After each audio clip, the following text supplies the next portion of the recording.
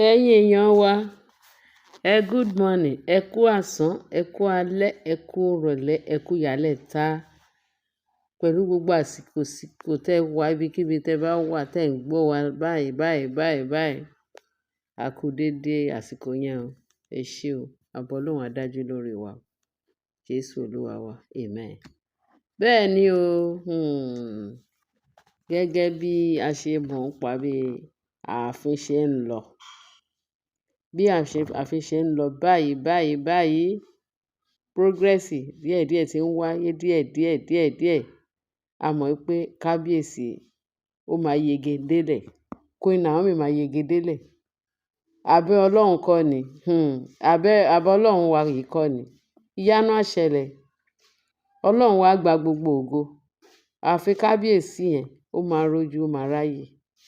Àánú Ọlọ́run, ààbò Ọlọ́run, oore ọ̀fẹ́ àjẹ́ǹjẹ́ tán ó máa wà nínú ààfin yìí títí láéláé.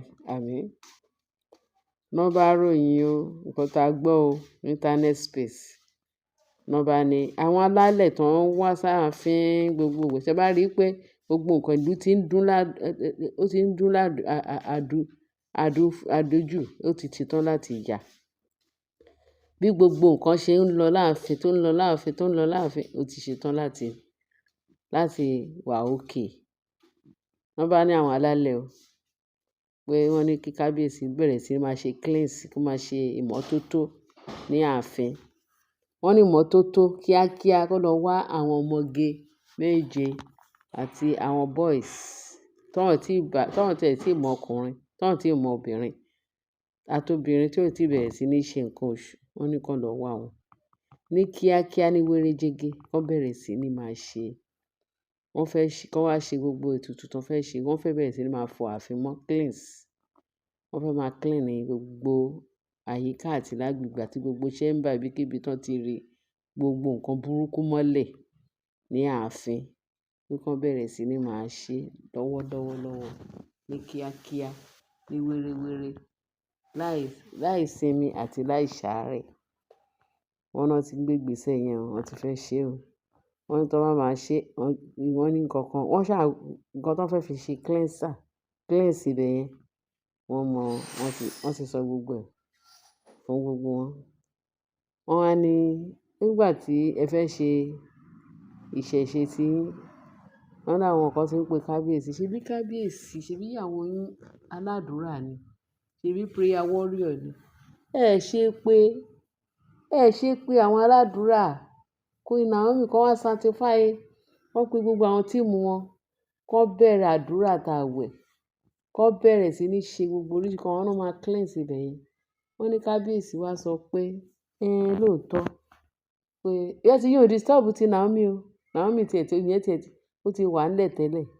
Nǹkan tí Naomi ń dúró dè ni pé kán tó kó àwọn people yẹn wá, kí kábíyèsí bá ti decide. Tí kábíyèsí bá ti decide, irú ibi táwọn alálẹ̀ ti ń ké, tán ti ń pariwo, tán ti ń ṣe gbogbo ẹ̀, tán ti ń disturb kábíyèsí. Torí wọ́n ń disturb kábíyèsí o. Wọ́n ń disturb kábíyèsí gan-an. Tí ò bá wá nǹkan ṣe sí. Tí kábíyèsí ò bá wá nǹkan ṣe sí, kó má lọ jẹ iyán ìríṣu o. Wọ́n ń kìlọ̀ fún kábíyèsí ní lemọ́. Pé kó bẹ̀rẹ̀ sí ní wá bó ṣe máa fọ ààfin mọ́. Láti mú ìyàwó àtàwọn ọmọ ẹ̀ wá, wọ́n padà sínú ààfin kíákíá. Wọ́n dẹ̀ ń kìlọ̀ fún kábíyèsí. Torí bá ṣe ń gbọ́ ní internet space, wọ́n ń kìlọ̀ fún kábíyèsí. Bẹ́ẹ̀ náà ló dẹ̀ rí. Bẹ́ẹ̀ náà ló máa rí because kábíyèsí ló ti ṣe gbogbo mistake yẹn. Bẹ́ẹ̀ mistake àtúnṣe tí wọ́n fẹ́ ṣe ń sìn, òun ni gbogbo wọn ń sá kàbàkàbà. Wọ́n ti ń prepare àwọn prayer warrior. Ìyẹn ti wà níbí. Wọ́n ní kí kábíyèsí. Ìtí Queen Naomi sọ fún kábíyèsí kì í ṣe pé bóyá ó kàn sọ ní for her own interest. Kì í ṣe ti interest Naomi nìkan. Láti jẹ́ kí kó lè jẹ́ interest gbogbo wọn àti ti kábíyèsí àti tòun àti káàfin kó lè rojú, kí ilẹ̀ Ifẹ̀ kó lè rojú, kó ráyè. Tó bá ti rojú, tó bá ráyè, ikú á máa ké bí eku. Gẹ́gẹ́ bí wọ́n ṣe máa ń sọ. Àwọn tìbílẹ̀ wọ́n á ní ikú á ké bí eku, ẹyẹ á ké bí ẹyẹ. But gbogbo abomination, gbogbo ìwà èérí tó wà nínú ààfin àwọn alálẹ̀ ń bínú sí kábíyèsí. Wọ́n ń bínú. Solution tán dẹ̀ ń sọ fún kábíyèsí ni pé tí kábíyèsí bá lè follow gbogbo solution yẹn, ó máa dà. Àdúrà wa ni pé kí kábíyèsí, k'Ọlọ́run kó mí sí i, kó má think otherwise. Kí gbogbo gbètùgbètù tán ń lò fún kábíyèsí kó má bàá ṣẹ mọ́ kábíyèsí lára. Àdúrà ni kí Ọlọ́run má jẹ́ kó ṣẹ mọ́. Àdúrà náà ni torí kábíyèsí náà wọ́n face ogun gidi gan, battle. Ayọ̀ lénìí, ayọ̀ lọ́la, ayọ̀ lénìí, ayọ̀ lọ́la. Gbogbo nǹkan tó ń fi ojú kábíyèsí rí. Ṣùgbọ́n tí ògo bá ń jẹ́ ti Jésù Kristi lókè, ìṣẹ́gun máa wà fún kábíyèsí. Ìṣẹ́gun máa wà fún Naomi. Ọmọ Ọlọ́run kò ní kú sí, wọ́n ní olóòótọ́ ò lè kú sípò ìkà. Torí tó bá kù díẹ̀ káàtó, ó lè já sí kòtò. Torí mọ̀nàmọ́ná máa ṣẹ́ yọ látọ̀run tó máa fi ọ̀nà hàn ọmọ Ọlọ́run. Òun ni gbogbo battle tán battle ńsìnyí.